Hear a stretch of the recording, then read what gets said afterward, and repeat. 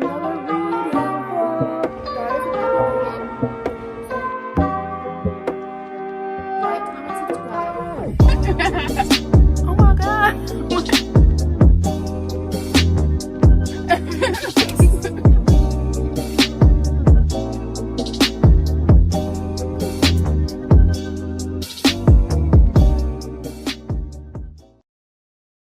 Hi everyone, welcome to my channel. My name is Lauren and this is Lauren's Library. Today I will be discussing the books that I read in the month of June 2024. First, we're going to start off with a bit of a disappointment, unfortunately, and that is When You Are Mine by Kennedy Bryant. I haven't finished this one. I'm still trying to decide if I'm ever going to go back. This is Kennedy Bryant's debut, apparently. I had no idea when I picked this up, but I DNF'd it. This book follows Karis, she was raised as an orphan. She went from foster home to foster home, and she's currently engaged to this guy named Chris. She's currently engaged to this guy who's also kind of in a foster home, but been from foster home to foster home, but he is best friends with this rich guy named what's his name? Walsh. Walsh is from this very successful family. Both of his parents have very successful enterprises and businesses, and he is coming home from a kind of outreach program in Kenya, and he's coming back home to kind of like this gala where he runs into our main character Karis, or he doesn't run into her, he kind of sees her from afar and he's amazed by her, and then when he meets her in person he's amazed by her as well, again as well. But come to find out, she is engaged to his best friend Cam, who he kind of grew up with and cares deeply about. So that's where we start off in this novel. I was fine. I was enjoying the mess slightly. I was kind of a little, it was building up. I wasn't 100% enjoying it, but I wasn't disliking what I was reading either. So where did the point come in where I was kind of just like over it and wanted to put it down? There is a plot line where Walsh has brought over this little girl who has a brain tumor from Kenya over to America in order to have brain surgery. I think the tumor removed. And spoiler alert, she ends up passing. And so the very first romantic interaction between our two main characters is on this little girl's hospital bed after she has passed. And I don't know, that kind of put me off. I don't know about anybody else in the room, but I was like, guys, let's have some couth. Can we take this outside the hospital? Like, what's going on? And that just kind of put a bad taste in my mouth for the rest of the novel. And I just ended up DNFing it and maybe coming back to it later on down the road. But apparently this was Kennedy Bryant's debut. Honestly, if this would have been my first Kennedy Bryant book, I don't know if I would have read the rest of her catalog that I have read and enjoyed. So that's a blessing in disguise out of this situation. But this was a no for me at this time. Maybe I'll come back to it because I do enjoy Kennedy Bryant's writing and her novels, but this one was not it for me. Next, we have One True Loves by Elise Bryant. This is the second book in, it's too high. The Happily Ever After is all the way at the top. Y'all can't even see it. But this follows our main character, Lenora. We meet her in the first book, Happily Ever After. And she has recently graduated high school, and she is on a cruise ship with her family. But she's kind of in a weird space at the moment because she has constantly had a rough go with, in the romance department, with boys treating her as the second option. So she's kind of just in this funky mood up until this cruise, and while she's on this cruise, when she runs into our second main character, Alex, I believe was his name. Yes. and he is around her same age, and he propositions her, and he says, there's a girl on this cruise that is my ex-girlfriend, and I want to make her jealous. Can you do that for me? And Lenora says, absolutely not. And so they kind of butt heads from there on out. She just doesn't, because like I said, she's kind of in an icky spot where she's constantly felt like the second option. So when she sees him, she's like, oh, this man is beautiful. And then he comes up to her and says, can I use you to make my ex-girlfriend jealous? So that's where they start off. And this was just really fun. It was a really good time watching their banter, or reading their banter, and watching them go back and forth in my head and reading all of these amazing words. It was just a fun, good time. I gave this one a 5 out of 5 stars. I really enjoyed this one. I enjoyed this one more than Happily Ever After. But yeah. Oh, also another important plot point. Rewind. Lenora is also struggling with what her plans are after college. After high school. She's recently graduated, like I said. She has already been accepted to NYU, and she's already accepted her spot at NYU, and her parents have already put down the deposit or whatever, but she's unsure. And I feel like the people around her were also making her unsure, because maybe because of the way her vibes about her decision to go to the NYU. She decides to go to NYU to study art history, I think it was, but she's talented in multiple facets of art, and so she's kind of indecisive and not sure what direction to go into for the rest of her life, you know. But that was also an interesting aspect of this book. So yeah, 5 out of 5 stars. I really enjoyed that one. Next, we have another DNF, but this was also a tentative. I'm definitely coming back to this one though. And that is Master of Souls by Rena Barron. This is the last and final book in the trilogy, the Kingdom of Souls trilogy by Rena Barron. I DNF'd this one because I got to, you see my bookmark is still in there, so I'm coming back. But I got to page 51, and I just didn't remember what happened previously. I was reading a recap, and I was like, I thought all of this happened in the second book, but it was really what happened in the first book. So I was like, what happened in the second book? I remember really enjoying the second book, but I couldn't remember what happened. And I just feel like I need to go back and reread. I'll probably pick up an audiobook of those other books someday.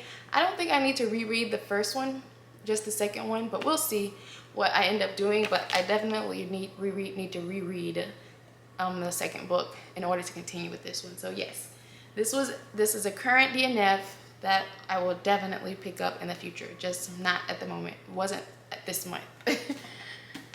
Okay, next I've picked up Reggie and Delilah's Year of Falling by Elise Bryant, and this follows two main characters. Reggie, who is a Dungeons and Dragons fanatic. He also has kind of an anxiety about being himself in front of people, because he feels like what he enjoys isn't not the status quo, but the most popular way most people like to spend their times. He's a nerd, basically. He considers himself a nerd who isn't respected by the general public, you know? And then we have Delilah, who has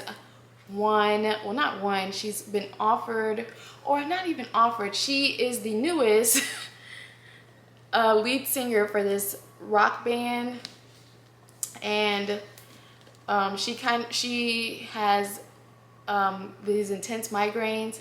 So after her first show with her band on New Year's, she steps outside, and that's when she runs into Reggie while he's also outside, because the scene with the rock band and everything wasn't really his scene. He just came with friends, and so they run into each other, and Reggie decides to put on this kind of more confident self to impress Delilah, and he feels like he has to continue this facade just so because he feels Delilah wouldn't like him if he showed her the real him.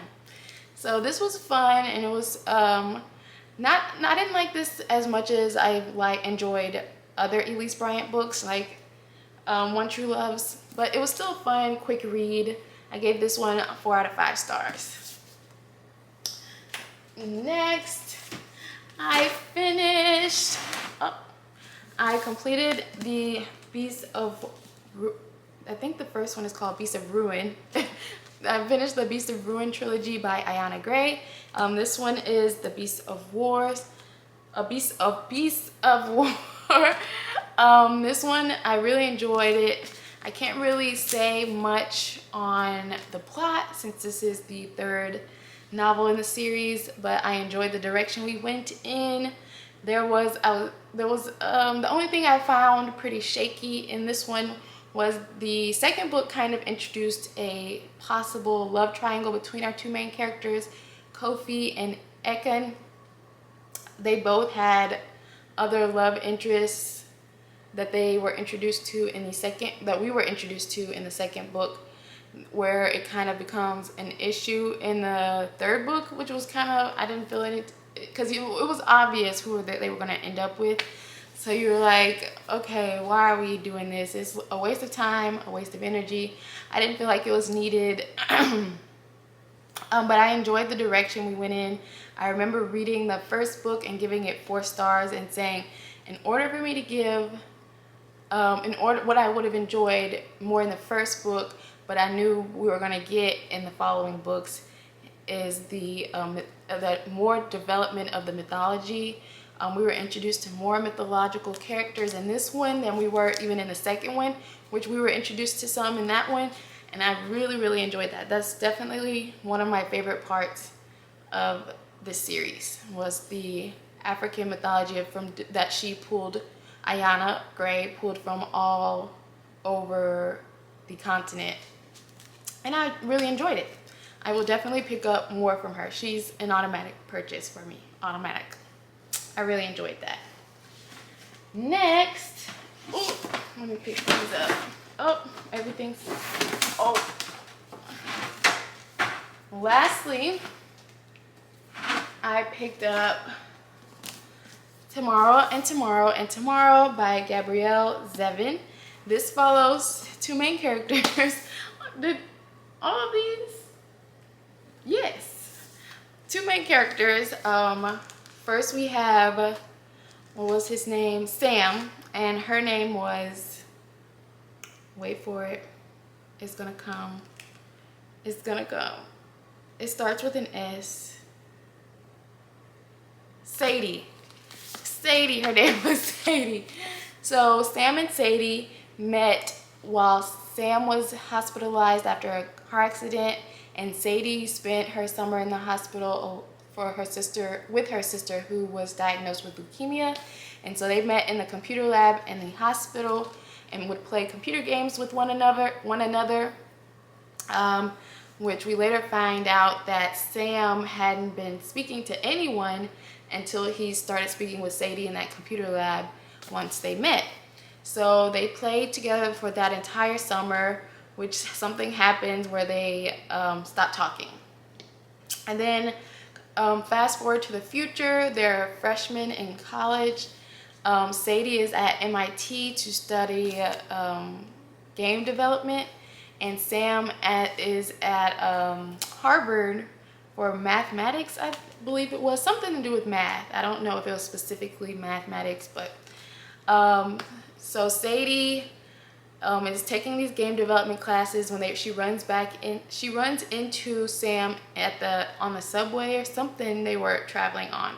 I don't remember specifically, but she gives him one of her video games that she has been working on.